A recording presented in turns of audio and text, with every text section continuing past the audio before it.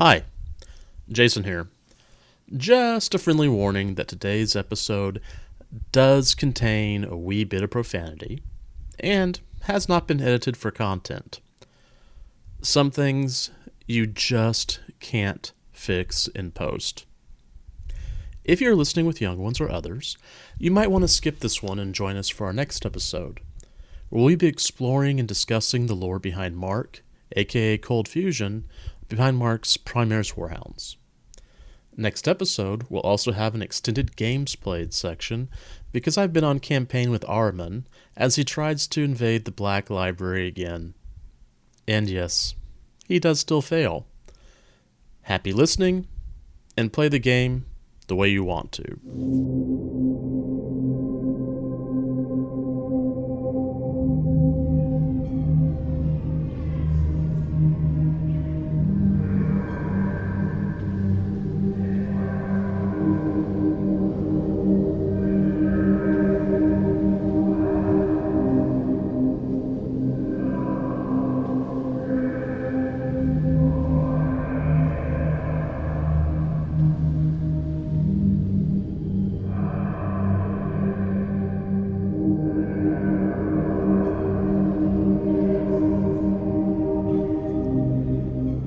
Welcome to episode 160 nice of Masters of the Forge. You are here with two former great podcasters and the podcasters you ordered off a Wish. I'm Adam, and with me is Jason. Hi, everyone. And Carl. Hey, how's it going? And Brian. Howdy, hey. And meet Eric. Hi, Eric. Hey, folks. I'm sorry, we can't hear Brian. What's up? God. Got it. It's because Zencaster fucking hates me. That's why. Before we go into the proper introductions, I just wanted to remind everybody that this is our annual-ish not safe for children show where we're basically having a panel discussion or just kind of just shooting the crap about the past year or so in Warhammer, and many of us will not be sober, so just keep that in mind. So let's start with Brian. You are formerly of the Splinter Mind podcast, and you've been on the show before. I have. Yeah, so what are you up to now? What am I up to now? I am basically, I had my 4-day teacher summer, and I am just kind of where I won't have kids, and I am just kind of getting back to enjoying gaming and doing that kind of stuff. And apparently I need to paint a Necromunda gang. I should have sent it to Adam, apparently, because I'm also doing Goliath. So the way you do it. Told you should name them MOTF. Yeah. Yeah. So yeah, that's basically what I'm doing. I mean, there's something else I'm doing, but I'll let Eric later fill you in on what that is. So all right, great, Eric. Who are you? That's a smooth professional podcasting segue. Yeah, that was really good. Who are you, and what are you doing We here? don't like that around here. Who am I and what am I doing here? Besides the fact that you're a nice man with good opinions on the internet. This is a question I often ask myself. Who am I and what am I doing here? What's your relevance in the greater Warhammer 40,000 paradigm? Yeah, so I run the Variance Hammer blog, so that's where I pontificate about my opinions on the internet, usually with a bit more math than most folks do. And more recently, Brian somehow hoodwinked me into starting a podcast with him, so I am one of the co-hosts of Lost to the Nails, which is our new podcast about things in Warhammer. We don't really have much of a goal beyond let's just talk about this game we like. For other things I've been doing, the world is finally opening up, and I'm an infectious disease epidemiologist, so I finally eased up on some stuff. So I've been doing some in-person gaming. It's been really exciting. Played 3 whole games of Ninth with my new Sisters of Battle army, and have been loving that. Eric, having you on my social media has been an absolute delight. your perspective on the pandemic has been really nice to have. So I really appreciate that. Really do.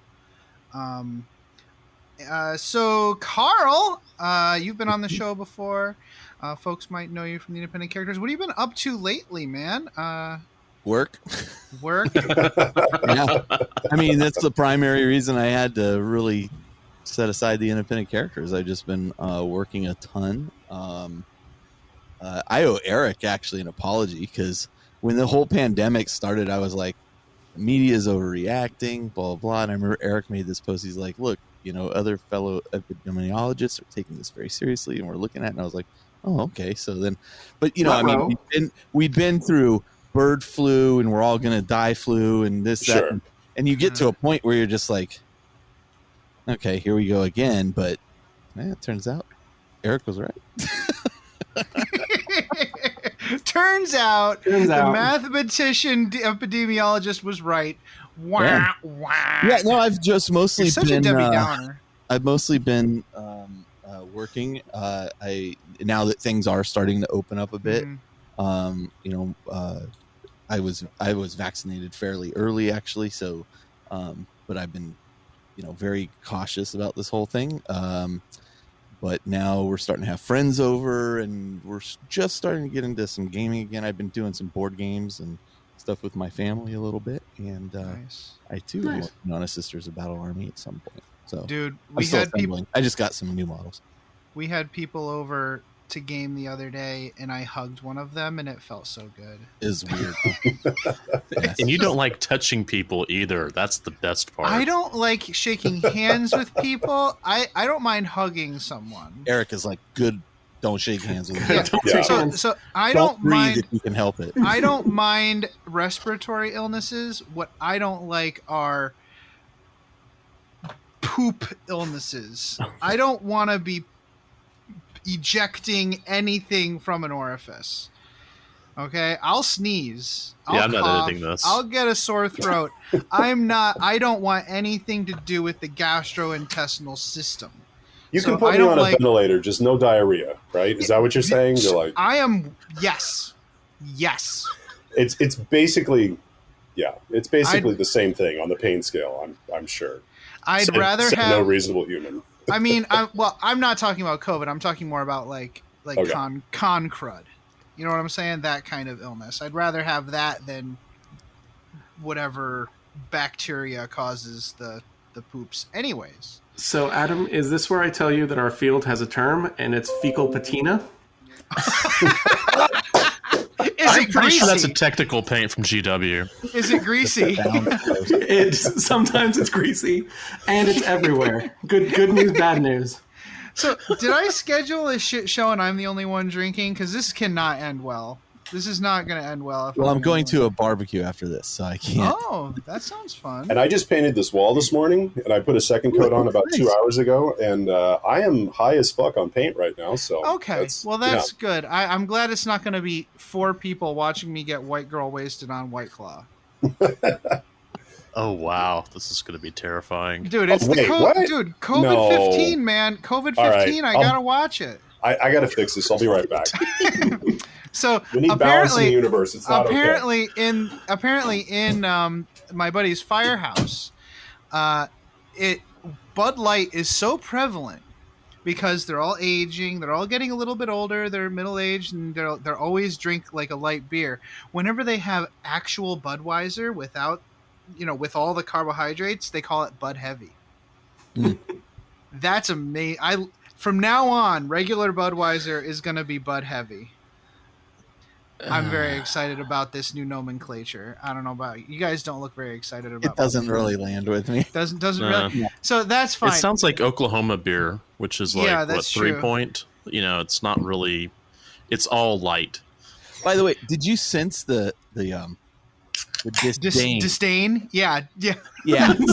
That's the correct word. Yeah. that Brian had when he was like, I should have had Loopy paint my stuff? Yeah, maybe you should have.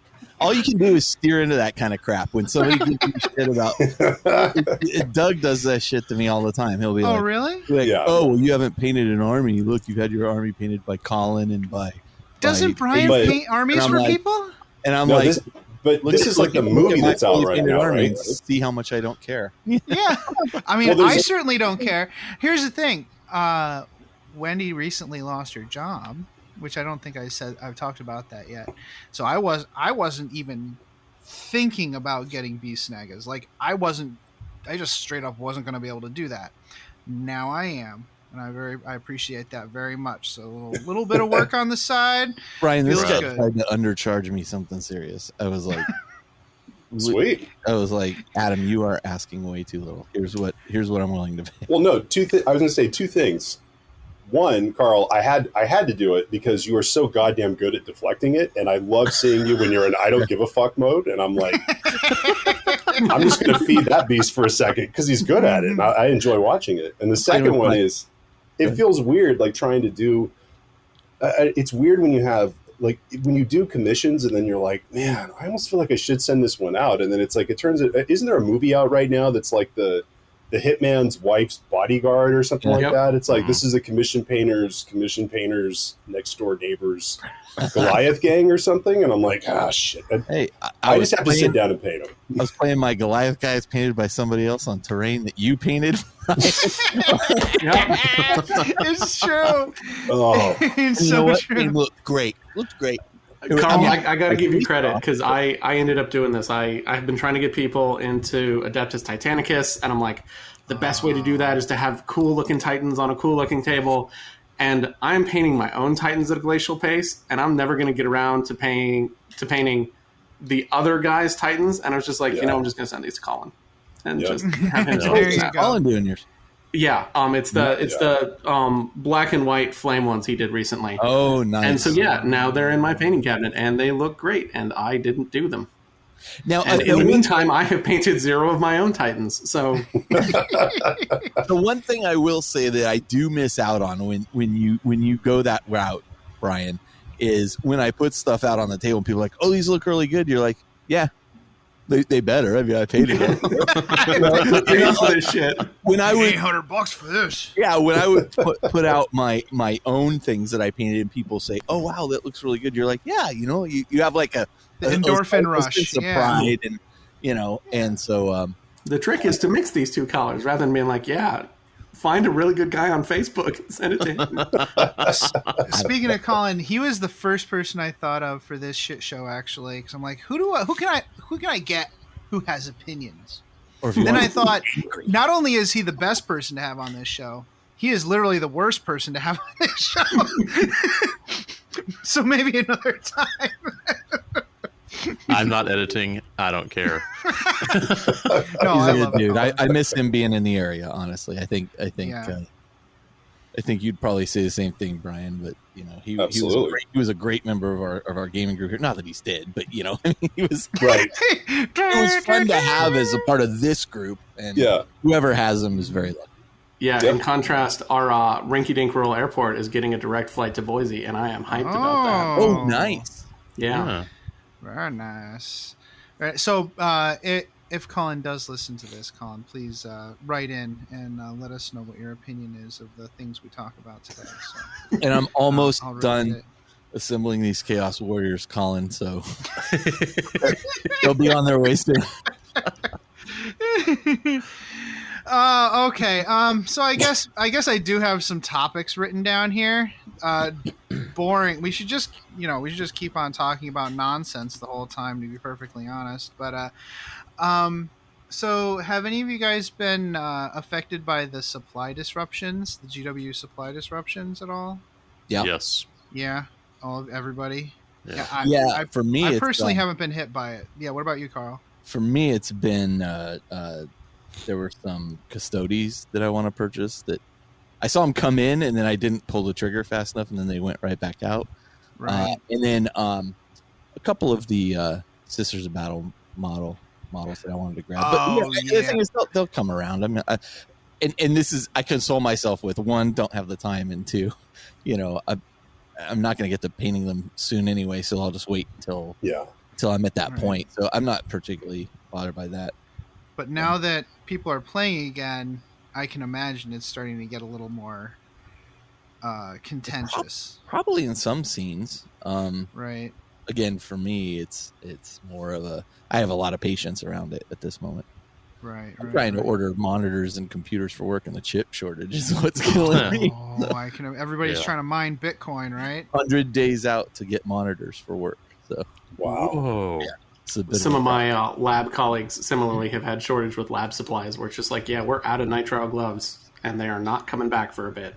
So what you guys are Wow. saying is it's almost as if there's been a global pandemic with massive supply shortages, and it's not all Games Workshop's fault that they don't have everything you want. Well, no, it's totally all Games Workshop. Yeah, this is attributable to a single mid-sized company in Nottingham. That's really funny. How dare you? Hold on. I've got something. So, I work in audio and teaching audio and whatnot. Microphones have gone through the roof. Oh, Yeah. really? There's a set of mics that I'm trying to think how to explain them. They're normally not used for podcasting, but everybody's buying them for podcasting. And they went from being about $600 pre-pandemic per mic. I think they're up to $1,400 to $1,500 now. Oh my goodness! Wow. And Are that many people starting podcasts in this? Well, here's the thing, Carl. people are buying stuff, During pandemic, there's a whole lot of male Caucasians out there picking up new hobbies, Who have had opinions. and and they have a lot of opinions about those hobbies. What are they going to do? They have to start a podcast, Yeah. right? Unless they're too busy. Fucking white guys, come on. White guys with opinions. Pump your brakes. Eric was saying before we started recording that he got a bunch of like audio equipment, and his wife was like, "Are you going to start a podcast?" And I said to him, "Are you a middle-aged white man with a hobby? Of course you're going to start a goddamn podcast." Yeah, I bought it for some online teaching, and she's like, "So you're going to start a podcast?" And I was like, "No, that's ridiculous." And like, By the way, Brian, literally 2 weeks later, Brian's like, "So hey." Yeah. I hear you got a good mic. What's going on? So the funny part is the mic part was part of the shortage. Is I was going to buy a cheaper mic, and Amazon was like, "Yeah, you can get one of those in September." And I was like, "Okay, fine." wow, that's interesting. I had no idea. Oh, yeah. I mean, you make a really strong point, though, Adam. Is yeah, I mean, a lot of areas are impacted. Yeah. Exactly. Stuff. I mean, this is my Amazon. 1,000-yard heresy gamer stare. Like, have you been affected by shortages? Yeah. Ow. Oof. Ow. Oof. Yeah, I just every once in a while we get a conversation on the IC's forums or on the IC's Facebook page that I'm like, I should probably nuke this before it goes. Yeah. It's fine. And today it's like this. It's probably this fine. really off-putting topic about. Oh, do you guys think Horus Heresy models are going to go primary size? And ... I effing hate this. This is a stupid idea. Well, they didn't say that exactly, but in their head I could hear it.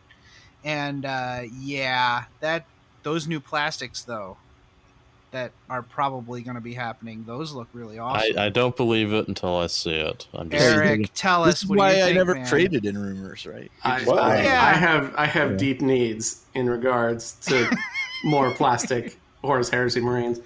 I don't care if they're at a different scale. I don't care if they change the rules. just give me something. Dude, if they are Mark 6 Marines in the same scale as the new tactical squad, I don't know what I'm gonna do with myself. I might have to start my third beaky Space Marine army. I'll probably sell that one too. Yeah. Most likely. My hope, Right. I was Go going to say, ahead. my hope with heresy stuff is that when we discussed, God, this sounds like a shameless plug, but Eric and I actually did discuss this on the first episode of Lost in the Nails at the beginning, because I have had all my Heresy World Eater stuff on hold because I don't like 6.5 or 7th edition, Yeah. right? And and ever since playing 8th, I'm like, there are things like, I know Eric likes facing and things like that, and I'm like, I'm comfortable with games ending quicker. But there are so many units in the game and weapons and things like that that you don't necessarily see because they're just less efficient. And with the all or nothing save system, there are things like, selfishly, World Eaters Rampagers, where they have these great, cool weapons that if everybody has 2+ or 3+ saves, nobody cares, right? But like AP. So- or sorry, they were like AP5 or whatever. yeah, and Yeah, you they're in AP the 4 old or system, 5, and it's like, you either get cool. all of it or none of it. Yeah. Yeah. And so for me, like seeing those things, that's what I was excited about, because I was like, I really do want to play Heresy again, but I've really forgotten how to play 7th. And so if somebody gave me the rules, I mean, I'm sure I would pick it up, but like when you get to a unit entry and there's like 85 special rules, it's like, oh, it has Sunder and this and that. And I'm like, I don't know what in the fuck any of this stuff is anymore. You know, it's like, if it moved to like an 8th or 9th-ish type system, I can drag those out, and I'm hoping people will play it. And, you know, the more ways that I can play World Eaters, the happier I am. Versus Well, the that's hybrid really edition, hard. where you can, get a unit entry and then start internet arguments about whether the Nundums are immune to small arms fire or not. Oh, sweet baby Jesus. Every time. So here's the thing. Every single time there's a rules foible, it always turns hard towards the most reasonable result. There's only one time it hasn't, and that's the stupid Bastiladon. But F the Bastiladon. Nobody cares about the Bastiladon. Every other time, if it splits either some dumb rule that breaks the game completely or just, use common sense. It's always common sense. You mean we shouldn't be using the Pythagorean theorem to determine charge distances? That's just crazy talk. Don't be ridiculous. Okay. So, I wanted to know, hey, Brian, tell me, what unit deserves to be released next? God. As a new unit. For New 40K? plastic. For 40K. A new unit or like Sorry, re-released? What released release deserves to be released next? Oh, God. I can't just say Khorne Berserkers, but I mean, Khorne Berserkers would just be printing money for them, right? I mean, it is an old kit. Yeah. God, what kit would I do? Re-release. I hate to say it, but it would be Khorne Berserkers. I love that answer. It's low hanging fruit, but my God, it's yeah. Do you? I think like all the cult troops, of all the cult troops, I would personally like to see the Noise Marines, but I can definitely get behind your answer for sure. Carl, what about you? That's a good one. And being a Chaos player, I would love to. Nice Forge World head. I would wholly support that, but I also feel it's high time that Eldar Aspect Warriors get some love. I would love to see Striking Scorpions get re-released. Oh yeah, Plastic. those weird poses. It's like the I just Striking also- Scorpions are in a really weird pose. Yeah, I just also really love Striking Scorpions. I just think they're super cool. And Yeah, they are super cool. Whoa. The scale creep is real. Brian just showed us the difference between the old Khorne Berserker and a Primaris Space Marine, and it is. And Carl, it is this one, brutal. Carl, this one's for you. On my shelf. That's the Gilliman. The Khorne. Gilliman. Ooh. This is a Goliath Stimmer and a Forge World Berserker. Oh, dude, the Goliath stemmers are huge. They are yes. enormous. When I started assembling them, I'm like, oh, this is a cool model. And then I put it next to, a regular Goliath guy. And I was like, oh my God, I thought the Goliath guys were big. These guys are huge. Yeah. So Carl now has a stimmer that wields 2 axes, and his name is Riddler. Yeah. Because he has 2 Axia question. Oh God, that joke doesn't get decent. It's not there. That is top quality Necromunda logic. I would love to see any of the Eldar Aspect Warriors are way overdue for plastic. So you can't even buy. You don't even have that option. I think they're still fine cast, right? Yeah, that's fair. Yeah. That's fair. Come on. That's fair. Eric, what about At you? least the berserkers are plastic. That's true. They're flat, but at least they're plastic. That's a good point. So Brian and Carl stole my choices. So I'm gonna take a more controversial route and say Eldar Guardians, because while that kit is technically plastic, it's monopose. Yeah. it's old, and also when they redesign a kit, they have an opportunity to redesign the rules. And if there was a unit that could use a revisit to their role, their notion, their weapons, I think the Eldar Guardians as something other than the guys who ride in the bus and, push the bright lance out the back and shoot it sometimes. Eric, are you suggesting that a dying race shouldn't have toughness 3, 5-up save guys with a 12-inch range on their guns? Yeah, that they shouldn't Are you be saying sending that might be a recipe their for poets, artists, accelerating your distinction, your potters, and distinction? scholars into close combat with little tiny corn berserkers? Yes, I am indeed saying that. Here's the thing about that. I'm gonna inject my opinion here. I'm not even supposed to be here today. I still definitely love Space Elf with a chainsword. That is so awesome. If they redid that, I would probably buy some. But I don't have a problem with like the T3 thing. I really still think that the entire all of the infantry in the Eldar Codex should have Fire and Fade. Straight up. That's my opinion. Like all of the infantry should be able to move, shoot, Step and move. away for a moment. My wife just walked in the room with a box that is used for holding animals, and I need to figure out what she has just brought home. So, Oh, Shell, did you buy a goat? no, she It's a didn't. monkey! It's a goat. It could be a monkey. I feel like you should not step away and we should do this on air. Yeah, open it up on air. I want ferrets. Ooh, does it smell like ferrets? Can you Unboxing smell video. it? Can you What the hell smell does it a already? ferret smell like? That's the problem with this video setup. I use visual cues all the time now, and it's a podcast. We can't see each other. The listeners can't see us. Oh, I am really intrigued. What is it? Okay, Carl is reaching ferret? inside, and he's Oh, pulling hello, out. tiny kid. Oh, With blue eyes. Oh my goodness. Is there more than one kitten? There's always more than one kitten. Oh my Hello, goodness. kitties. Oh my goodness! And their little claws are probably like little tiny daggers in your. She's fostering them. Oh my goodness! Hey. I'm very excited. Because we're about to go to Hawaii.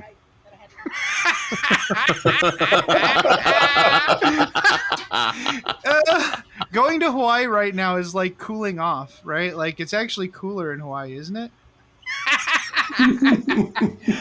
Carl just said the F-bomb. Just not How on you air. doing, buddy? How you doing? Warhammer Dad is swearing. I love it. Oh. She Yeah, is the great problem kid. is- She doesn't want goats, so I've cleared that. But she does foster kittens occasionally. Yeah. And Well, that's nice. We foster kittens, and that is somehow how I ended up with our third dog. That sounds like a she very long recently story. tried. She was like, my friend's kid or relatives go in the army, and they have this dog, and blah blah blah. And I'm like, well, we just have to keep it till December. I'm like, we It's- don't need another dog right now. We don't need. Yo, this is our third dog and our first puppy, and I'll tell you what, my wife says this. And Oh, your puppy. you know it's legit when my wife says this. I would rather have another infant. No, you I would wouldn't. straight up rather just have. No. another infant. That's spoken straight up like a man who hasn't had 2 kids. Yeah. And I'm here as a man with 2 kids to tell you to shut the fuck up. Nice. Get the fuck out. Love that, Brian. That's, Yeah. That was Well, pure Brian right I'm there. just telling you, I just relayed what my wife said. Okay, I'm not Yeah. gonna. That's what Wendy said. We'll You- bring her Well- in here and let's slap her. Well, you can tell Wendy to shut the fuck up because that is a terrible idea. No, don't Oh, bring her in. I would love to watch Let me this. totally get her. Jesus Christ. remember how you said you'd rather have another infant than a puppy? Let's Brian, see. don't- Yeah, Brian said shut the fuck up. Okay. She's coming. Oh, She's on her way. oh, guys, She's on I her gotta way. go. Look at the time. She's on her way. Let's see. She's on her way. 2730. Make sure and boost You know what? Adam's signal. Yeah. No, okay. So Brian said She doesn't want to be on camera. that Oh, you know how God. you said that you'd rather have an Should I go get my next Probably next beer here or Brian what? said, "Shut the Probably. fuck up." Yeah, probably. That's true. All right. Love you, babe. All right. It's possible she said something about the rag. I don't know what that means. So God damn, Adam, you just got me off the hook. That's fucking beautiful. Thank you. you're my guest. It's very important. Mikasa Sukasa. Yeah, exactly. All right, cool. Jason, do you have a what deserves? What deserves? Well, actually, all the answers that were given were ones that, actually, the answer I was going to go with first were the Aspect Warriors, because Yeah. good God, those things are... We could have all just picked one Aspect Warrior and gone with that. No, hold on. I know. I have it. Space Santa. The 1988 Space Santa that was released only as a metal model. He probably could use a little bit of... Well, didn't It'd be nice to see him back. Wait, the literal Space Santa? Yeah, the one I've shown it to you. He has like an That's Archaeotech amazing. pistol. Yes, he does. I mean, it's what I use for my Inquisitor, because why not be completely ridiculous? They did do a Santa Brock Grundinson. No, this pretty was good. White Dwarf. This was I think it says either 88 or 89 underneath the bottom, and Phil said he remembered it being an 89. So right. See, I thought you were talking about Logan Grimnar and just giving them another swing at Right. that bat. Right. So you can do that. That's fine. I'm gonna answer and say you're all wrong. No model deserves to be released next. It's whatever is needed next. And I'll tell you what. Remember this conversation we had, Carl, where I was like, you know what really needs to be released? You know, a new Guardsman kit with a fresh set of heads that represents the vast plethora of individuals in the Imperium. That's what should be released next. What did they release? Half of that. Yeah, That's true. That's a good point. They do need some new bodies. Those guardsmen are a little long in the tooth. But you know what? I'm really happy that they did that. It kind of folds into my next thing. Like about a year ago, GW released an inclusivity statement. Mm-hmm. Yeah. Do you think that they've done enough in the past year to live up to that statement? That's a really, the way you phrase the question is important. Right. In terms of have they done enough? Is it even possible for us to know if they've done enough yet because of the time frame? I don't know what their future plans are. I would say they've headed in the right direction. Right. I think you see female inclusion in certain model lines that I hadn't expected them to see. I think that that statement they made was a bold one. I think it's only divisive. Look, if you listen to my show, you know where I stand on this, but I think it's only divisive if you're kind of an ass. So Yeah. I mean, how can you not want more inclusivity in a game? Like, I genuinely just whatever. I think the company, by just taking a stance on that, has done a lot. I think they need to follow it up with various action, but I think they have been, and I think nothing happens on the turn of a dime, especially in a hobby that kits take years to prepare and release.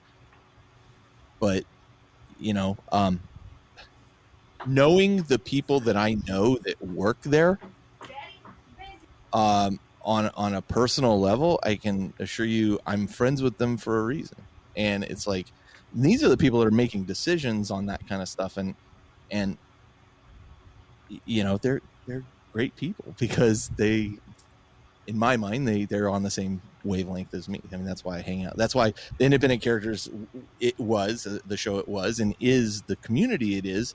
And Adam, you were just talking about, oh, there's this post and I'm going to nuke this post. And yeah, we moderate that stuff because I don't need anybody in there screwing up the party for everybody else. We have a certain tone and tempo. And I think that I align well with the people at the company because they have the same tone and vision that I have. And so I know that's like not a yes or no answer. Right. I don't know that they could do enough at this point yet. Right. But I think they're heading in the right direction and the intentions are good. And you know, whereas people will often say, oh, you're a GW apologist, as you got called the other day in a thread that we were nuking. Yeah, you know, I didn't even get a chance to nuke that one. Another person said, you know, I can't see you being a GW apologist. This was the thing that freaking upset me, and I'm going to tangent for a second. Upset me in that thread was they said, I never saw you as a GW apologist. That's Loopy's thing. And they go, I expected more from you. And I'm just going to say it right now. I fucking lost it at that point. You expected more from me? What am I, your monkey? I don't fucking jump to your tune, dude. You know, I don't care what you expect from me. This is who I am. This is how I've always been. Fuck you. You're on my free website. Yeah. I've provided so much to this community.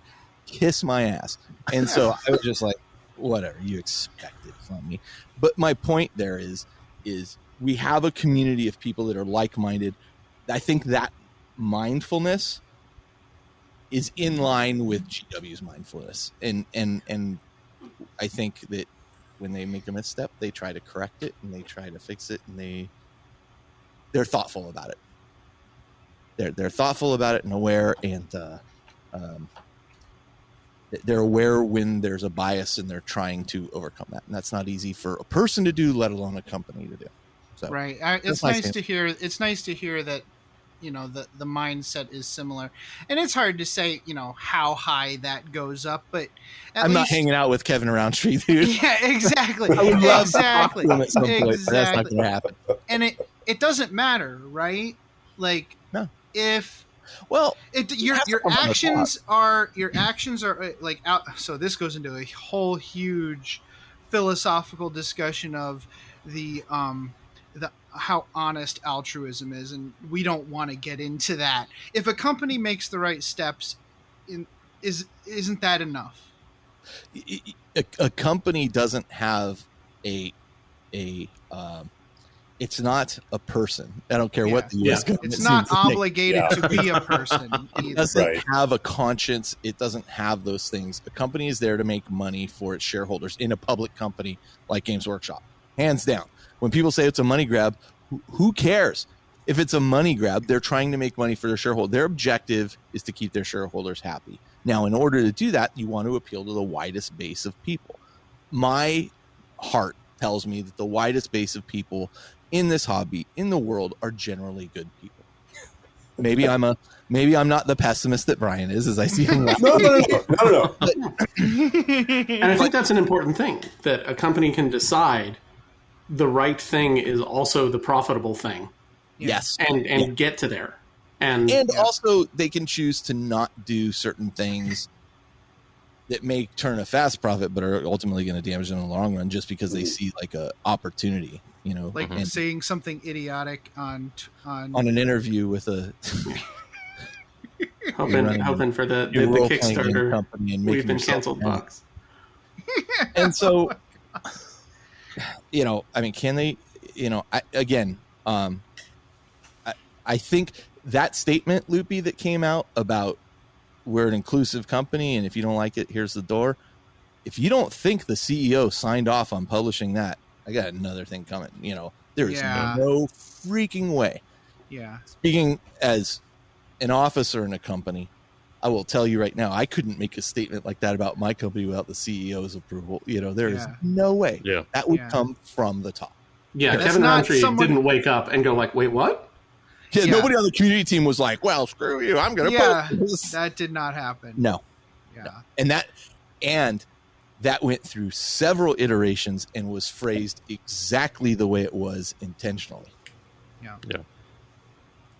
So a couple things on it that when it was funny when you're saying the pessimistic, I'm not pessimistic. I can get cynical, which is cynic is just Cynical. a disappointed. You're right. Cynical. Cynical is a disappointed optimist because you know you're disappointed in people because you know they can do better. It's true. I like that. That's I a like better that. word. You're So correct. my whole take on the thing is that when they put out the statement, it wasn't just that they were sort of, I mean, all companies at that point were having to put something out, which isn't to take away from what they were doing. The thing that I would point to is like what Carl was pointing out is that the models take years to develop. Right. So it wasn't like, certain things started popping up and they were like, oh shit, let's crank out some not white guys, to put into things. You know what I'm saying? And so for me, what they're doing, I think it is enough.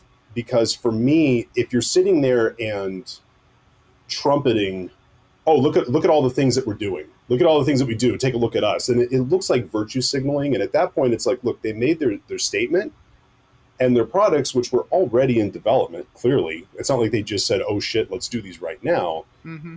Those products were already in the works. They already knew what was going on. So at the time, all companies were having to were putting something out or having to, feeling that they had to put something out.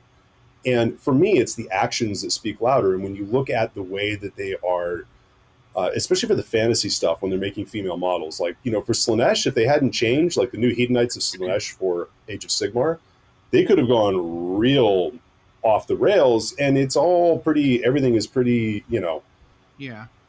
pretty on point. You know what I'm saying? Yeah. So like for me, it's more, I think they're doing enough because to me, the actions speak a lot louder than, there are companies that say, oh, we're for, LGBT rights, and then you see who they donate to politically, and you're like, yeah, you're with them when you can put it on when you can make a statement and virtue signal with it and try to rope in some people. But when it comes to who you're actually throwing money at, you're clearly about the bottom line and not that. And so for me, the fact what they're doing tells me that they get it and they're doing enough.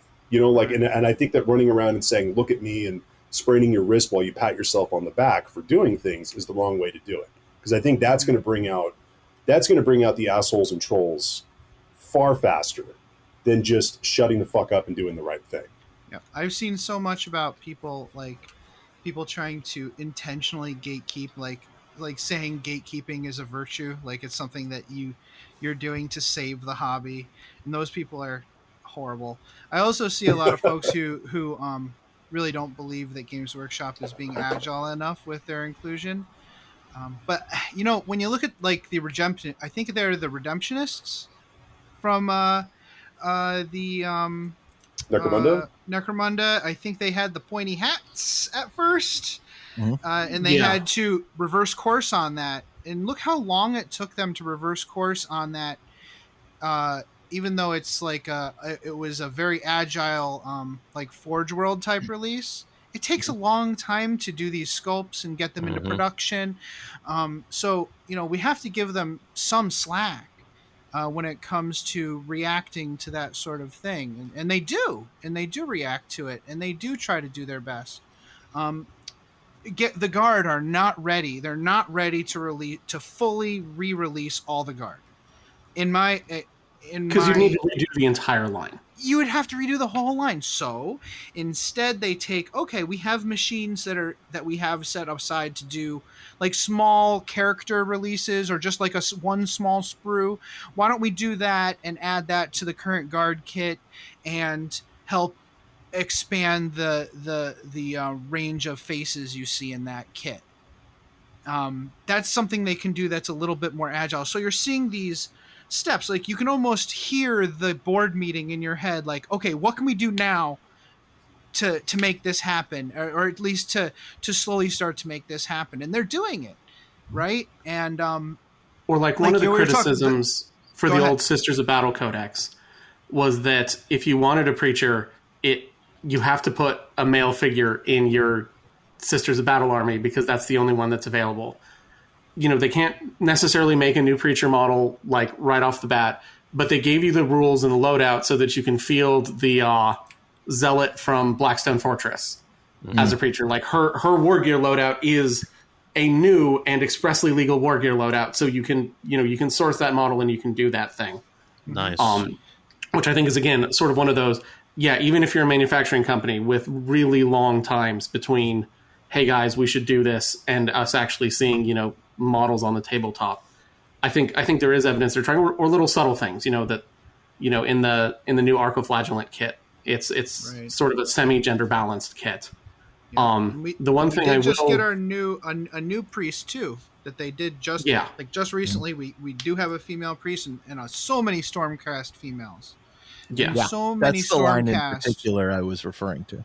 Yes, it was. Yeah, they're doing great one was with featured that. on the cover of the book last night. I mean, and that's a badass looking cover. I'll be honest with you. Like the cardboard stand-up is standing in my my game room right now.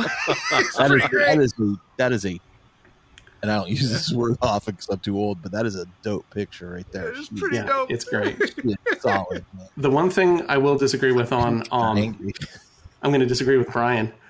Controversy is the idea of enough is sort of a loaded question. I think they've done a lot. One of the other things I do in my ample free time is I'm a moderator on RPGNet, which is a site that has tried really hard to do a lot of diversity and inclusion stuff. And the answer is it's never enough, because keeping your community Nazi-free is an ongoing problem. That's correct. And so, that's sort of an infestation that needs to get fought. That's sort of an unending thing. And I think we've seen that in a couple fandoms, that if you sort of take your foot off the gas there, they come back. You see music all the time. Yeah, but I think absolutely that they are trying. And I think one of the things is with that statement, there was a lot of tepid statements that could have come out, and that one wasn't. That one was like, don't let the door hit you on the way out. That was quite frankly the strongest statement I've seen. Yeah, and I think that also gave the community permission to try policing itself, to go, no, Games Workshop did pick a side, and it's ours. Go away. Yeah. And I think that was important. And then, I think their model range is starting to back that up. And particularly, the Stormcast are just a phenomenal model range, and I'm going to steal 10 of them for various sisters projects. No, it's amazing. Good idea. So, can I add one point to that, Adam? Go ahead. I'm sorry that I keep talking. This is just a topic that I take very, very seriously. And Eric, I think you hit the nail on the head with your statement about enough, and that was kind of where I was like, the way Adam phrased the question was very particular, and it's just that we continue to see, as you said, it was interesting. You said, if you pick a side, they chose our side. This goes full circle back to the question, or to the original answer to the question, which is, and if a company can be profitable doing the right thing, why is that a bad thing? And I think Games Workshop stock has shown, especially even since they've made that statement, their stocks continue to go up. They are being more profitable than ever, regardless of what their what their motivation behind that is. And I truly believe they had the right motivation in making that statement. But I mean, we don't know a lot about Kevin Roundtree. If you try to find a picture of him on the internet, you really can't. He's a notoriously private individual. If it came out that he was a full-blown Nazi and they made this statement in this direction, I'd be like, well, but isn't it the right statement and direction, regardless of this guy, who, of course, we would want that person removed from that role. But my point being, the companies just took a stance to do what I feel is the right thing. And if people rub up against that and they don't like that, go away. Go away. The company will be fine without you. Go ahead, and we will be fine without you. It's totally fine. I could care less. I think what was that, the new Warhammer, a Tabletop Inquirer, where they're like, who cares? No, really, we mean it. All you people did was buy recasts and complain on the internet anyway, so why should we care? That guy put some of the most whoever that is articles. You don't have to tell me who it is. Do any of you know the person? No, but Tabletop Inquirer understands the hobby at a fundamental level. Yes. Right? Do you think it's an inside person? It's Kevin Roundtree. Oh my god. That'd be so awesome. Kevin Roundtree does that and runs Rage of Sigmar? Yes. All right, with that, we're going to take a quick break, come back, and continue our conversation. Greetings, mofos. Are you out of George Dickel number 8, staring at a broken chess machine? Well, don't want to spend the rest of the year tied to that couch? Well, why don't you head on over to the 1 Hour a Night Facebook page and see what exciting stuff is going on there. It's a place to post all your daily progress in the hobby grind, as well as receive and give positive feedback. Also, there are usually a few interesting challenges going on. That's right. All you have to do is search for 1 Hour a Night on Facebook. That's numeral 1 Hour a Night, all one word. Blood serum tests will be administered prior to approval. Se til helvete og kom dere vekk. Det ikke en bikkje, det en slags ting. Den imiterer en bikkje, men det ikke det. Kom dere vekk, idioter! What he said. Come here, boy, get the ball. Come on, Max, get the ball. Mom, Max won't get the ball. He's lazy. I think I know why your Zote is being lazy, Jenny. Why, Mom? Because you forgot to feed him his Zotabix today. Oh, no. Oh, yes, Zotabix contains all the nutrients and random animal parts a growing Zote craves. It not only provides our Zote with the energy it needs to play with you and protect our home, but it also keeps its chitinous shell fresh and shiny. Oh, boy, I'd better feed Max his Zotabix. Yes, you had. Zotabix is made in part from grade Max, A time for Astra dinner. Militarum post-engagement byproduct and is infused with 112 essential vitamins No, and Max, minerals down. harvested from your Zote's natural habitat, the finest desert depths. Ah! Zotabix is available in any shopping center on worlds where Zotes are allowed or where the Imperium's inexorable influence has not yet reached.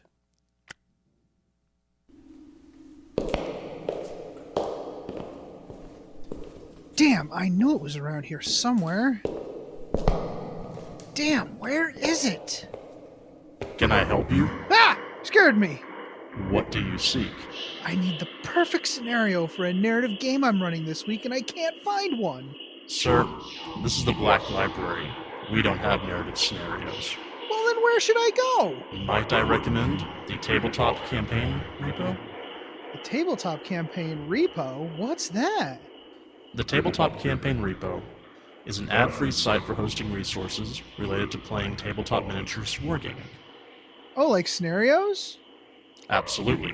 Also, event packs, custom objectives, tracking sheets, custom terrain rules, maps, icon packs, award templates, and more. Oh, and this is for Warhammer 40k? Among other things, there's also Age of Sigmar, Kill Team, Warhammer Fantasy Battle, and others. They're always open for content submissions for any system, even non-Games Workshop materials. Oh, that's awesome. It sounds like a great way to save all of this great content the community makes. A lot of that stuff often ends up disappearing into a dead message board or Facebook group. Exactly. It's a real community effort. Great. So, how do I get there? Just go to that webway gate marked tcrepo.com. tcrepo.com. Got it. Can I ask you one more question before I go? Fire away. This place is really easy to find. How come Aramon can never find it? Oh, because it's more funny that way. Oh, yeah, clearly. Once again, the Tabletop Campaign repository can be found at tcrepo.com, and they're always looking for submissions. Hey Archons, does 9th edition have you feeling like the Slith Party Bus just doesn't have enough party for you? Well, if you want to put a little shock back into your shock brow, you need the Slith Party On! That's right, Archons. For 736 points, you can take 3 Archons, 12 Slith, and a Tantalus. It's the Slith Party On! Now, I know what you're thinking. Couldn't I take Drazar, 15 Incubi, and a Tantalus, aka the Incubi Murder Boat, for 51 less points? Sure, you could, but it wouldn't be the Slith Party On! But is it legal? Oh yeah! Is it awesome? Oh yeah! Is it any good on the table? No! It's the all-new Slith Party On. Sort of awesome. Party On! Really hilarious. Party On! It's the Slith Party On!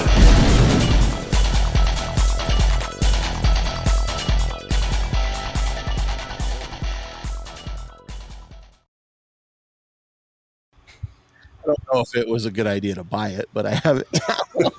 Is this the big Gilliman statue? Or Yeah. Oh, You'll God, see it yeah. when you come over next Saturday, dude. It is Yeah. impressive. And we even bought a Lazy Susan thing that's the perfect size to sit on. Yes. It's like can spin it around up there to look at. Is it motorized where it just kind of slowly does it? It's like underlit. No, Oh, but that'd be looks nice. awesome. You can just turn all the lights off and just let it rotate. There's So, a Carl- local metal worker who makes sci-fi metal sculptures, and I had him make me a Valkyrie that's about 3 times the size of an actual Valkyrie. Oh my And God. it that's weighs a nice. ton, Yeah. and I have nowhere to put it. And my wife's like, normally I'm okay with nerd stuff in the house, but I draw the line at that. And I'm like, fair enough. And so it's literally like I have a box that's it's just like the current stand because it literally fits nowhere. Does it have a stand? It Is it a doesn't. sculpture? It's a sculpture. It's got its landing gear down. Can you make could- panini with it? Or You could. Yes, you Right? could absolutely make a panini Right. with it. Dude, That's you funny. could have someone weld a stand to it, and then you could just spray it and put it in your yard. Is it properly painted, or is it just With a metal? bunch of No, it's just the welded pieces. Yeah, you Or- could use it as a garden.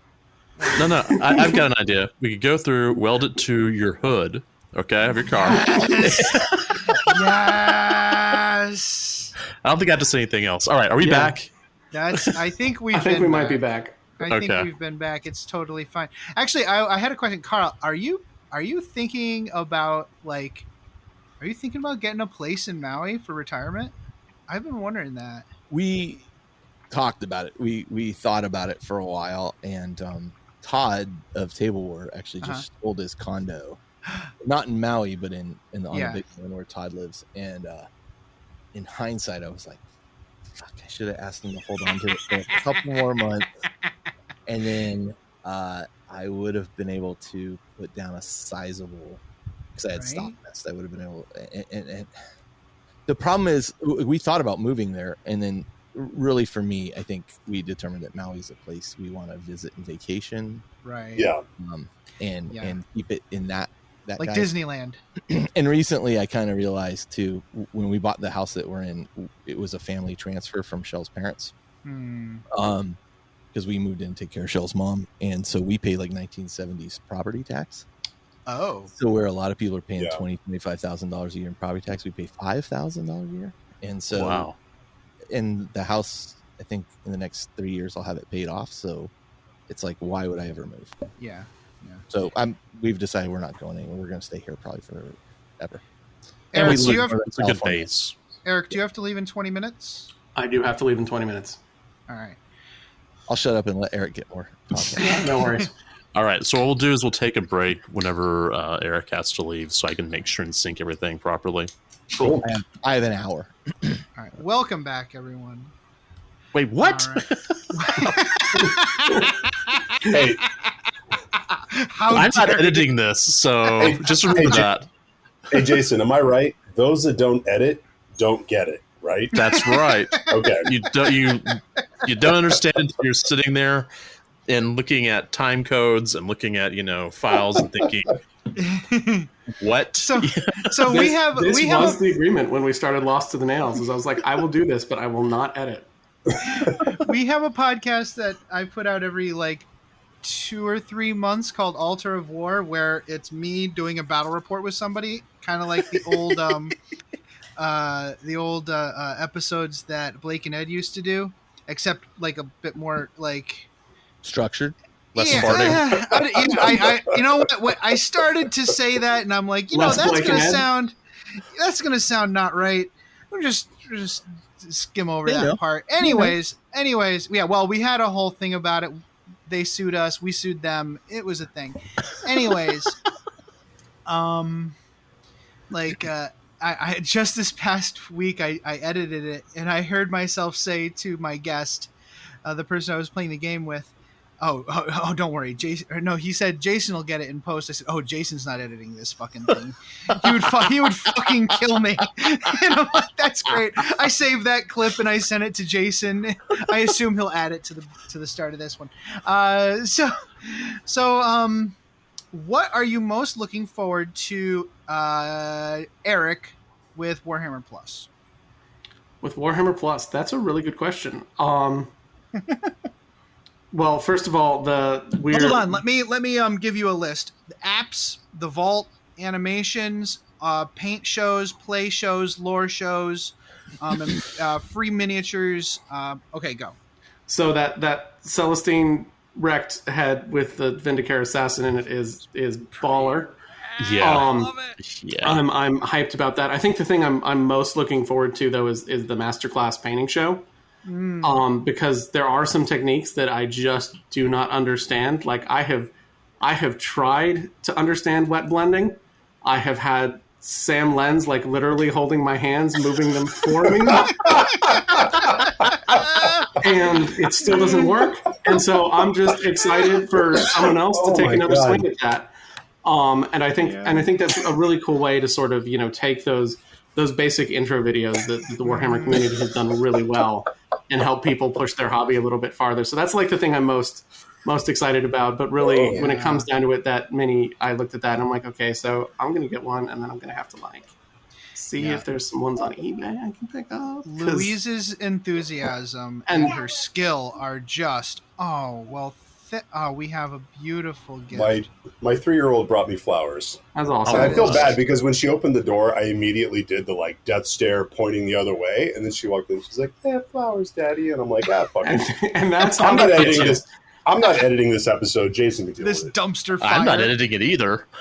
But yeah, Luisa's enthusiasm is amazing. She just has strong, wants to make you better energy.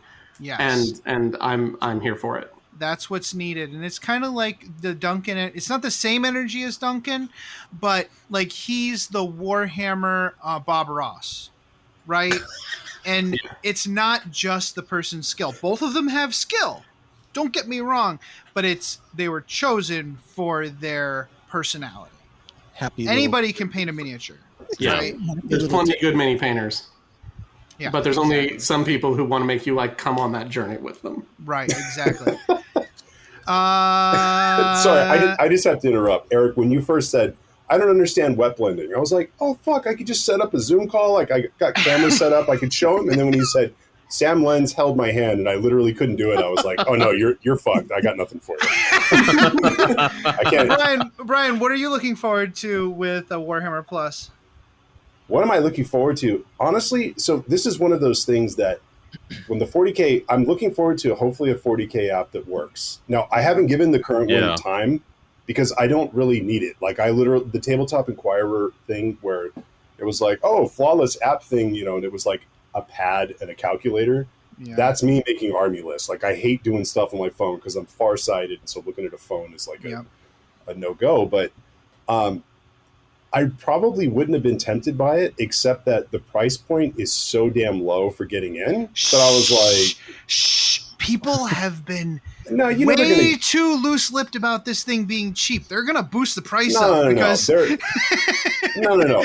They're not fucking stupid. They know that it's underpriced. First one's free, kids. Or almost free. But all those little Space Marines I got from the GW store, those were free. And now look at what happened.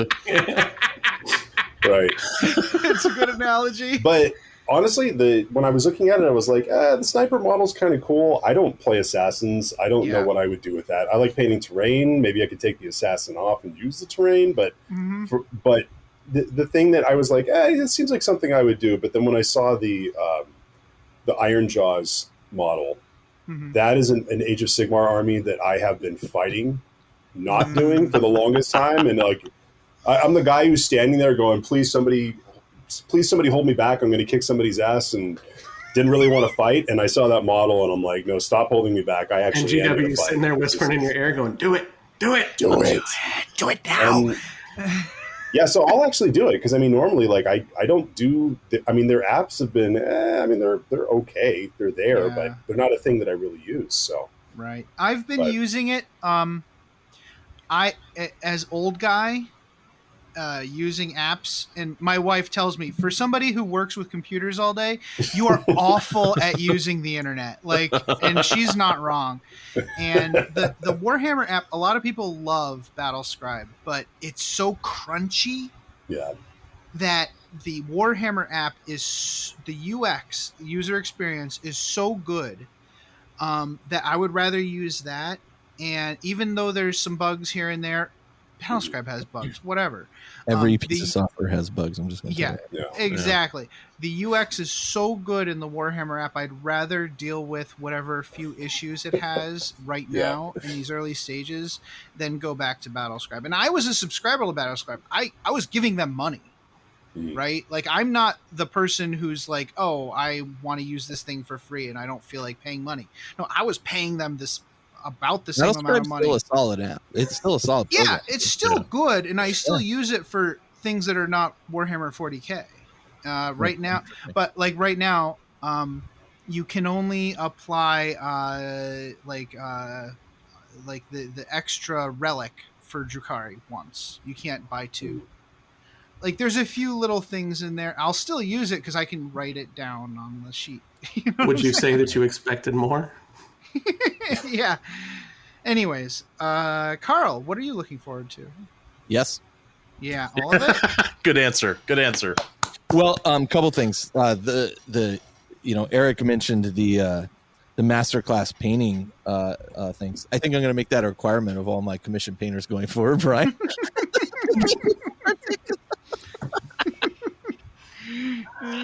I cracked myself up. I think that honestly, the video stuff looks so freaking solid. I'm not even a Blood Angels fan, and I am super looking forward to that. That animated Blood Angels thing. I think the female captain of like the battle cruiser, she looks awesome. She looks so cool. They released like the first couple minutes of it, and I was, I'm in. I'm sucked in. It's cool. Space Marines doing badass stuff. The digital stuff, like releasing all this digital stuff that you can get access to, even though it's older stuff and and they'll add more to it. And to Brian's point, I mean, what you're getting for the price point, yep. And I'm just gonna pay it up front. Like, here you go. Yeah. Oh, I'm gonna give the $70 or the $60, whatever it is. Yeah. Why not? It's like 10 Chaos Space Marines. Yeah. Or access to this for a year. 2 HQs. I'm already paying for the 40K app, so to me, it's like, you're giving me all this other stuff. Like, okay, here's $1. And by the way, we're getting our miniature 3 months early because you pay up front. Yep. Because we've been paying for the Warhammer app. We're getting the miniature 3 months early. Cool. Something else that's in my pile not be painted. But anyway, Jason, do you have any preferences? I'm thinking the vault, to be honest. I mean, I'm not big on animation. That's just not my thing. The paint stuff would be pretty cool, but the vault, going through and seeing all the old stuff would be, really nice, because I didn't start into this hobby until about 7-8 years ago. And so there's 20 something years beforehand that I don't know about. And that's what I find fascinating. Yeah, my buddy Tucker just gave me a giant stack of 6th and 7th edition books for me to use for the show, because I don't trust the wikis, really. I mean, I'll use, just like anything else, just like any other research, I'll start with a wiki and then say, okay, what are the actual sources, and go back to the sources. And it's much nicer to look in the books. If the vault is also what I'm very excited about, being able to go back and look at that lore and be able to do my actual research without dinking around with the wikis will be very nice. And especially if you can do a word find, Jesus Christ, that'll be amazing. Yeah, that would be really nice. Oh my God. I'm excited because that means I don't have to store that stuff. I kind of don't think you will be, like, there'll be a word search. I'll be shocked if there is. I think they're just going to be effectively, PDFs you get access to. Right. I think that if it were me, if I were Games Workshop, I would want to avoid issues with ADA compliance. So I think in each individual one you'll be able to search, but I think you're right. I don't think you'll be able to do a pan search across That'd be so all awesome, of the. though. It would be nice. I'd search for Space Marine and just bring their servers to a grinding halt. Because AWS bill through the roof. Yeah. Like they're like, okay, how much does caching cost? That much? Let's not do that. That's a We lot. need to raise the price to $48,000 per user. There's a very specific IP address block. Yeah. I got a VPN for a reason. Is anybody concerned about their next event? No. I was vaccinated in December. I got lucky because I do some contract work with a health clinic. So I must say I'm feeling a little bit of anxiety about Adepticon. I'm feeling that not like about getting COVID or giving someone else COVID. I actually, if I'm in a communal area, I'm planning on wearing a mask anyways. Yeah.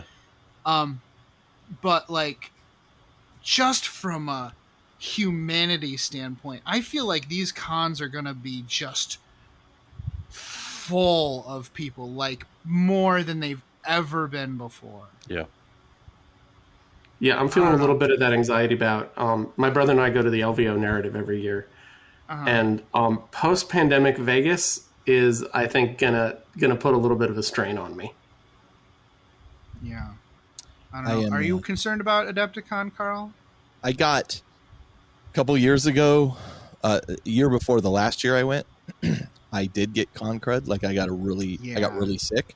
At LVO, right? Nope, at Adepticon. At Adepticon. And it was at that point that I realized my flight back went through like Minneapolis, and then I had to wait for a few hours in the airport and then fly all the way back. And I felt so terrible. Like I really hadn't been that sick in a long, long time. And so after that, I got super cautious. Like every time I travel now, I use after you touch the bins where you put everything in the airport, I use hand sanitizer. I clean myself there. I sit down in my seat in the airplane. I kind of wipe down all the surfaces with a wipe. I don't get sick anymore when I travel, and I used to get sick all the time because I'm just cautious like that now. I travel. That also taught me. I went and bought off of Amazon like a little first aid kit. It's almost the same size as like the the small GW cases for minis for like little skirmish games. Mm-hmm. Not that size, but I just bought it specifically for the case because it's red and it has like a red cross thing on it. And I filled that with NyQuil, DayQuil, Sudafed, all vitamins, all this stuff, just in case I get sick. Because I was at the hotel, I was sick. They didn't have any medication I could take that I could buy, and I was miserable the whole evening. So now I feel like really prepared. But, and I mean, I'm glad Eric's on the show because, like, I've been vaccinated. I was vaccinated fairly early as well, not as early as you, but Jason. But now at work, people coming into the building, you have to be vaccinated to come into the building. We're not wearing masks in the office any longer. You can if you want. Knock yourself out. When I go into like a store, I still wear a mask, that kind of thing. That's mostly for other people's protection. Not that I'm not going to get any safer than I am right now under the conditions. Yeah. It's my take. But in those large environments, like, it does make me a little concerned. But I feel like not going to be shaking hands. I don't know that I'm going to wear a mask the whole time. It's at a certain point, my convenience factor, plays into it. But I am cautious. I'm more cautious about my interactions with people now. And I just take that into account. But I am a little bit nervous, but I also feel like even were I to get COVID, I have the Pfizer vaccine running through my veins, and I'm, hopefully I'll recover from it quickly. But at a certain point, we're going to get, as a society, we're going to get back to a point where vaccinated and unvaccinated people are interacting together. And so, I just hope we're not spiking the spiking the ball 5 yards before the touchdown. Yeah. And I think we are doing a little bit of that right now. Well, that I'm is in Texas. that is definitely a thing we are doing a little bit right now. Yeah. I'm in Texas, and even though I was vaccinated back in December, I wear my mask all the time, just because. There's a lot of reasons why. Yeah. But the only time I ever take it off is in our local store. You're masked unless you show your card. You show your card, the mask can come off. Yeah. Otherwise, nope. And I'm fine with that. I'll be again. Yeah. I think if you're opposed to that, I think you're on the wrong side of this argument. But again, it's me. And I'm in October. I'm going out to Austin for a Formula One race, and there's going to be a lot of people there because it's Texas. Yeah. And I'm like, okay, but we are outdoors. So I'm like, okay, I'll be honest. Willing to take that risk at this point. The area I'm in, though, is a little bit different in that the county next to us has 70% vaccination rate because of the culture where I live. My county is at 50 something. This area along the border has wanted to go through and be vaccinated. That's an awareness thing that was actually brought up by the New York Times. And so that's why I actually feel comfortable down here doing that. Now, if you put me in, other cities in Texas, I would be, mask on, Lysol in both hands, just spraying people as they walk by. Just walking through in a cloud. Going through a convention, a Warhammer convention. And the thing is, I haven't been to a 40K convention, but I do go to a lot of conventions for my work. And, I haven't had that sort of con crud, so I don't know what I'm a real in thing, for. man.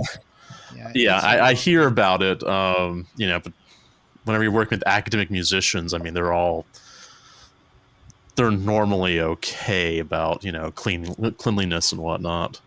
Yeah, I wanted to move this conversation towards Crusade towards the end here.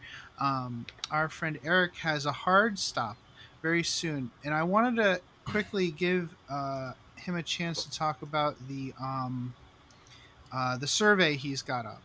So Eric, can you talk about that? What your goals are with that before you go, and maybe I think you've posted it a lot, or maybe just a few of the places people can go to take that survey. Yeah, so probably the easiest place to find it, we'll start with that, is if you go to variancehammer.com. It's currently the top post. It says State of the Crusade survey.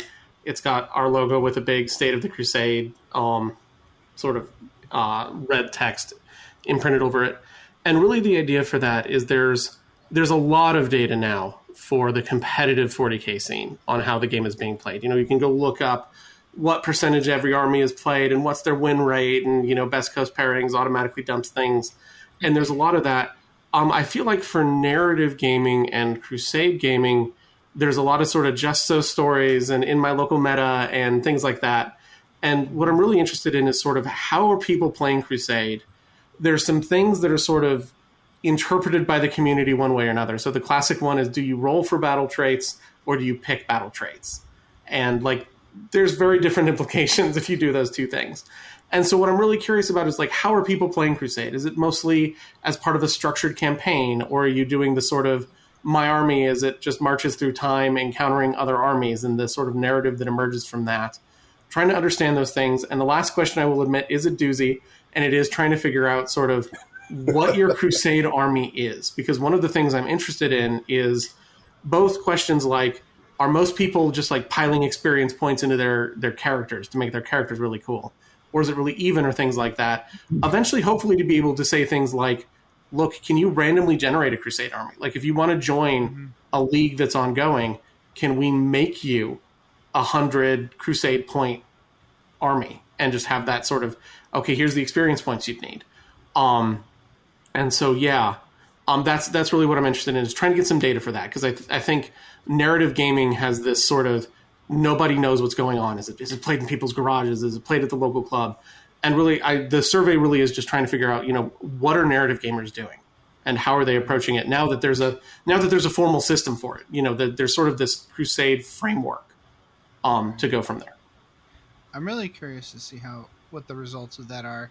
I Yeah, me must too. admit, I was kind of lazy and I didn't put in all my units. I just uploaded my my roster. That's okay too. That option is there for a reason, and it's because I really don't expect very many people to go through that. And so, yeah, if you just want to upload your roster, I'll take that too. And it's also a reason. All the other questions. It's also a reason it's the last question. Right. I have designed enough surveys in my life to know that if you're going to ask a hard question, ask it last. And Adam, to be fair, this guy's my co-host, and I got to that question, and I was like, "Oh fuck that noise!" and clicked submit. I didn't upload a roster. I was like, "We're done here." Hey, Eric. Before you go, I just wanted to say again that I truly value following you on social media. I think you've been a really positive presence throughout the past year and a half. So I really appreciate that. Thank you for joining us today. Well, thank you very much. I really do appreciate that. Cool. So speaking of Crusade, Brian, were you thinking of running a narrative event sometime soon? I heard some rumblings. Yeah. So I'm looking to try to do one in the fall. Uh-huh. I was also planning all of that right before I decided that I didn't want to do Splintermine anymore. Yeah. And so, like, right now I'm in that whole, like, wow, I'm just refreshing my entire mindset. So I'm still looking to try to do one in the fall. Mm-hmm. But as far as Crusade, you don't really need a Crusade system to do it. I mean, we can do something that looks like Crusade slightly as far as, like, yeah. But as far as, like, doing it being based on Crusade, I don't need Crusade to run the type of event that I want to do for it. So. Right. And I think that's important, right? They've given us a framework, Games Workshop being the they, but that's not the beginning and the end of the conversation about narrative play. Like you can do whatever as long as you're telling a story. That's really what really matters. Crusade is a tool in your tool chest for narrative play, and I think that it's a good tool. Yeah, I really like it. I really enjoy it, but it's not really necessary. Yeah. So I don't. God, this is the thing where I want to point out. Eric just dropped out, but I want to point out, like in our first episode of Lost in the Nails, we talked about this, and one of the people that I brought in was John, who's another person that I've played with for a long time, and he's playing a Crusade League independently. So it was interesting getting our three different takes on the thing. But one of the interesting things that we started talking about, and it was something that I hadn't even considered. It was probably just because from being heavily involved in Crusade, I hadn't even considered this, which always cracks me up. But it was like, you don't need to use every single part of it. No. Mm-hmm. They brought up that point, and then when they did, I was like, because whenever I looked at, like, you know, even like Age of Sigmar 3rd edition just came out, and there are a lot of things that I'm looking at that going, we could poach some of that for 40K. Yummy. Yeah, it's really yummy, those missions and that structure. Yeah, but I mean, even with the guys when they were talking on the show, I was sitting there going, my God, I feel like I've actually started going through all of the different codexes that have released Crusade content to figure out, can I start a Crusade League where you don't track the individual units? Like maybe you have like one retinue type unit, you know, like your elite, these guys run around with my warlord that you track the experience and injuries of. But I don't need to track the experience of a rhino. You know, like what... Like, I mean, to put it lightly, the guy, John, that we had on the show, he called Crusade, what did he call it? He called it Warhammer Form WH10-40K, because it feels like you're doing your fucking taxes when you're playing a game. Like, every time a thing happens, you're like, oh, shit, I have to write this down. And it's like, a lot of this stuff you don't have need to pay very close attention as you're playing, and it'll slow your game down significantly. Yeah, the kills is a really... I don't really pay much attention to the kills and stuff like that. It's a lot. But I do think, you know, it's funny that you mentioned, why am I tracking this for a rhino? Which sounds really dumb, but I got to tell you, like, one of the last Imperial Armor books they released, IA-13, for Chaos, has, like, names of, like, the various vehicles, and here's what they were involved in, and you're like, oh, man, this is really cool. You know? And so I can see, like, I see what they're going. I agree. Yeah. It is heavy in the tracking, super heavy in the tracking. And when I get caught up in the game, the last thing I want to do is like step back from the game and now go, oh, hang on. Oh, yeah.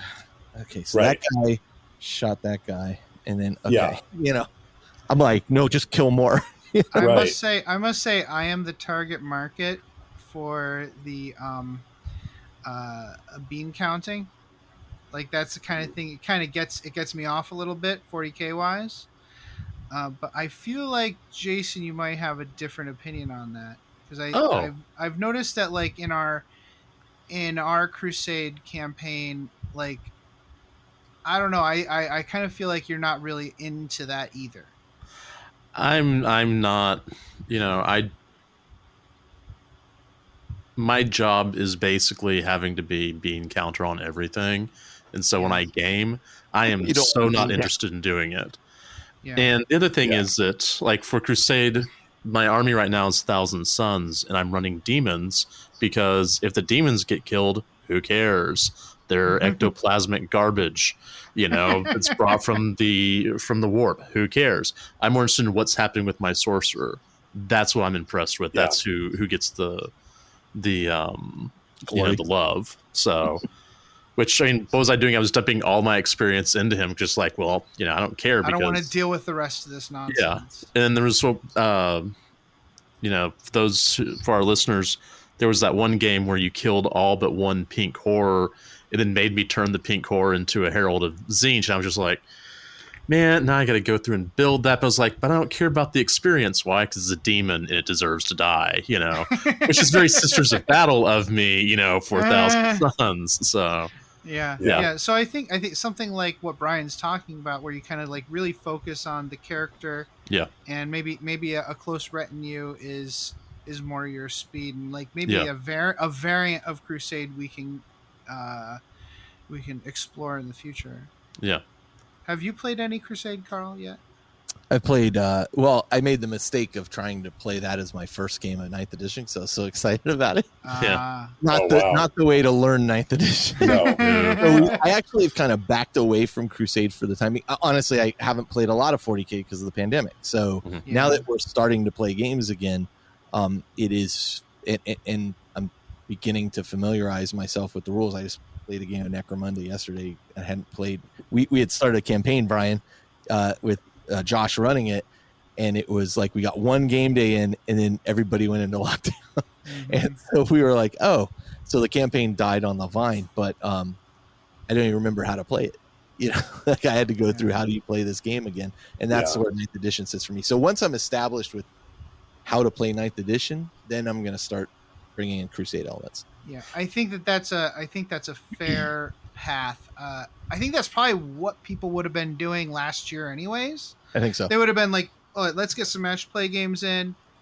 Okay, now I'm ready to, I'm familiar with my army. I'm familiar with the rules. Let's start making this interesting. Because it does add a number of layers on top. Yeah, and I think that's where we're at now. We're like a year atrophied in 40K. I think we're going to see a lot of people playing matched play for the next few months, and only then do I think we're going to really start seeing some Crusade jump in. Now, I've been playing Crusade on Tabletop Simulator, and I love it.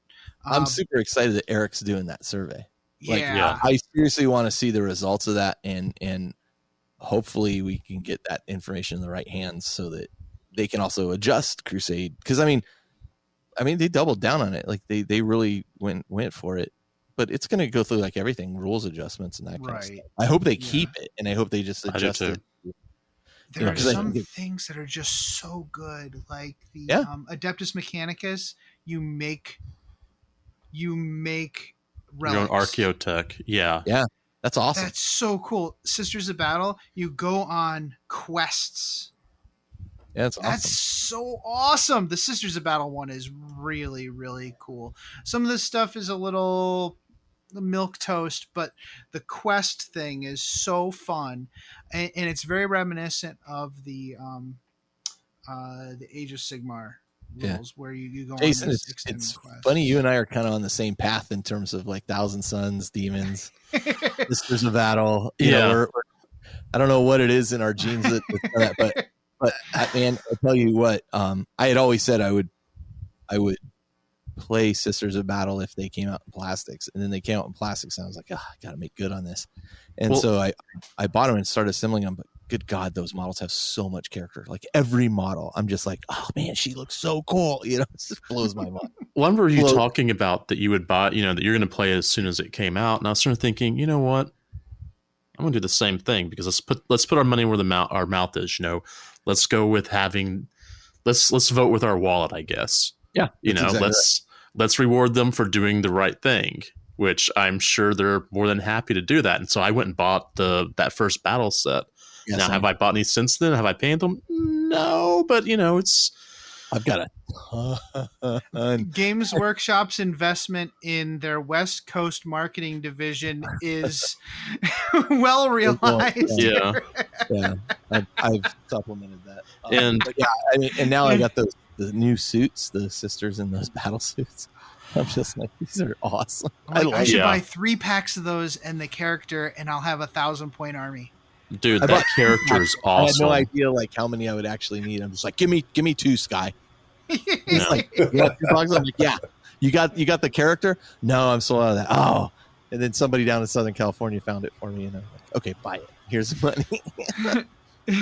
Or no, it was Adon. I think Adon ended up grabbing it for me down in Southern California. I PayPal them the money. So I have everything I need. Brian, I wanted to give you an opportunity to talk about the new podcast. Like, what are you guys going to be talking about? What's your goals with the new podcast? Well, now we're doing a focused podcast on just corn berserkers. and how they deserve to have plastic weren't niche enough. Oh, man. That ad's going to be amazing. Okay. Well, I'll tell you what. That Splinter Mind podcast was... I've heard multiple people say, I don't even play Dark Eldar, and I listen to that podcast. It's a great podcast. And I was the same way until I started collecting Dark Eldar as my other primary army, because you're an asshole. But like, yes, I am. So dude, I have that a feeling... was the one show of force we did on the ICs that Adon went out and bought a Dark Eldar army, and I was like, this freaking close. And then he turned around and spoke. I was like, this close. I'm like, God, these guys, I see why Brian likes these guys. And Justin. You know what? The Dark Eldar are actually a lot like orcs, except way... Okay, yeah. So, like, orcs are, like, they're fragile, but they pay off when you use them with some finesse, right? Well, the Dark Eldar are even more fragile, but they also way more pay off when you use them with finesse. Like, you feel like you've been... turned to atoms when a Dark Eldar army beats you. Yeah. They won't have any models left. But I think like for me, the Drukhari were just like stepping up from orcs. If you take my meaning, it's a lot of flesh inside metal boxes, moving around as fast as they can and denying objectives. And that's really what it is, essentially. But anyways, what were you planning with the new podcast, Brian? Sorry. Like now that you're a fucking quitter and don't do that show anymore, or do that army. Well, what I was kind of getting at was it kind of doesn't matter what your podcast is about. I think people want to hear what you have to say. I'm into that. So yeah, that's the funny thing is when we recorded it in the first few minutes, I was just like, so what are we doing here? And then I did have to explain. I'm like, I know this is a very specific World Eaters reference, right? Like the whole like Lost to the Nails thing from Betrayer and whatnot. But I was like, yeah, no, this isn't a World Eaters podcast yet.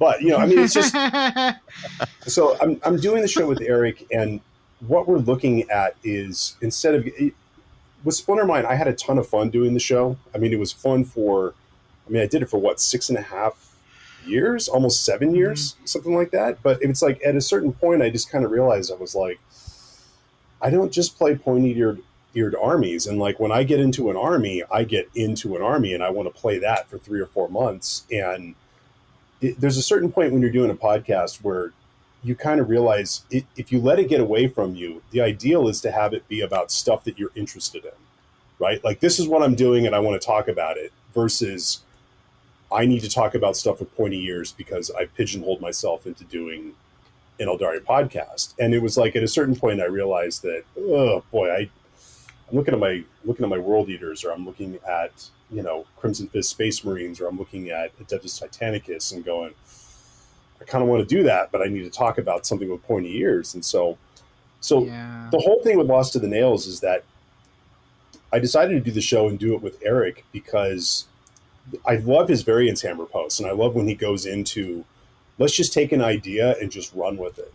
And honestly, that's where Lost to the Nails became a name for the show, was just that, when you read the descriptions, like in ADB's Betrayer, right, where they're sitting there and people like snap out of it after they're lost to the nails, and they're like, their unit is gone. They're not sure where they are. They're holding somebody else's chainsword and chain axe, and they have no idea what's going on. But it's like you just get so sucked into whatever you're doing or whatever topic it is. And we're just looking at different topics. Like the first episode, we went into how do you reopen, and so we had Eric on. I mean, Eric is on the show, but he's on as an epidemiologist talking about the physical safety of it. John, that we brought in, is an ICU nurse in Central California, where they had tremendous numbers of COVID cases. And just looking at, okay, from a physical safety, and then what are sort of, not only like what are the rules you need to put in place to make sure that those discussions don't derail your group? How do you play? Is match play the best way to go? Do you want to take a new player and go, here's 80 million secondaries, and they don't look like the ones in the book. Why don't you run with that? Why don't you get the updated ones and run with that? Like, how do you get your group going? And it's just, that's what we plan on looking at month by month, is just taking an issue that, how do you play more games and enjoy the games that you play? Yeah. And just take that one idea, whatever it is, what's something that's an obstacle or something that can possibly help you play more games and just enjoy this thing. And that's what the show's all about. Cool. I would, for me, I still think, like, don't try to rest on your laurels a little bit, because I feel like, towards the end there, you were really trying to break out of the mold a little bit. I don't know if that's the right analogy, that's the right simile, whatever. So I think you were having some good ideas for some episodes and stuff, and I would say, try not to avoid retreading some of that stuff, because I feel like you could have more perspective on it. Like for example, we talked that one time about using the Beyond the Veil missions as matched play. And I think, or just not strictly as Crusade content. I think that's very valid and a really cool way to play the game. So stuff like that, I would say don't be worried about retreading some of that old stuff, because I think it needs more exposure. You know what I'm saying? Well, and it's a thing where, that type of stuff will naturally come up, because again, it's all about trying to play more games and enjoy the games you're playing. Yeah. So it's not necessarily, that stuff naturally is going to come up. Right. Of course. Yeah. I'm looking forward to it, dude. So, did you guys have any other topics you wanted to talk about while you were on our show, before we close it out and everybody goes to their barbecue or Thunderdome or, Yeah. Thunderdome is quickly approaching. Yeah, the snap of the leash for Thunderdome is, I haven't heard it, but man, I feel this tugging just in the back of my head right now. And I'm like, that's not the nails ticking. That's my kids are about to get hungry. They dine on your flesh. Yeah. All right, cool. So, thanks again, you guys, for showing. Yeah. We're not editing this, so I'll do my usual. Hey, thanks to the folks who have signed up for Patreon. I appreciate. We just recently did Patreon because, I'm so sorry. One income at this point. Yeah. And you know what?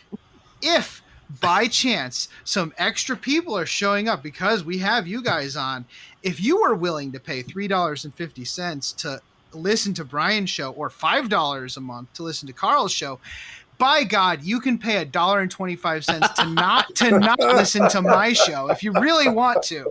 I'm just saying. Brian and I talked a lot about this. As Brian was kind of winding down and I had wound down, and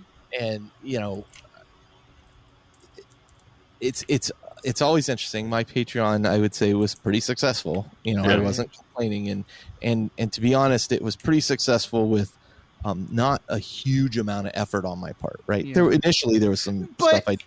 That was building on your previous effort. Yes, correct. Yes.